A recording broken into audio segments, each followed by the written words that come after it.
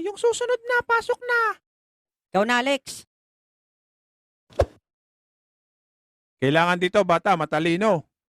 Opo, Anong pangalan ng ating bagong presidente? Bongbong Marcos po.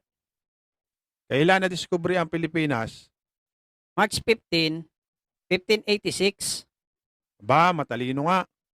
Anong taon nagsimula ang pangalawang digmaan? 1942 po. May experience ka na ba sa ganitong trabaho? Opo, dati pa ho. O sige, tanggap ka na. Sige po, sir. Tatawagan ko na lang po kayo kung kailan ako magsisimula.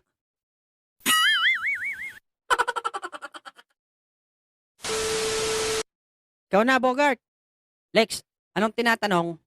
Basta, ito lang ang isagot mo. Bongbong Marcos po. March 15, 1586. 1942 po. Opo, dati pa ho. Ah, sige, Lex. Copy. Next!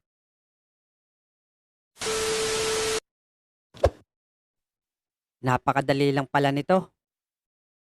Anong pangalan mo? Bongbong Marcos po.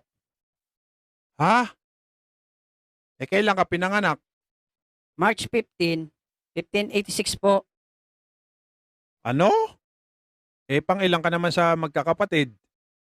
Bale, 1942 po. Abnormal ka ba? Opo, dati pa ho.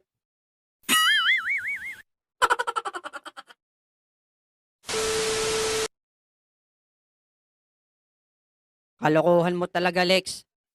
Sabi mo, yun ang sabihin ko. Bakit nagalit yung nagtatanong sa akin?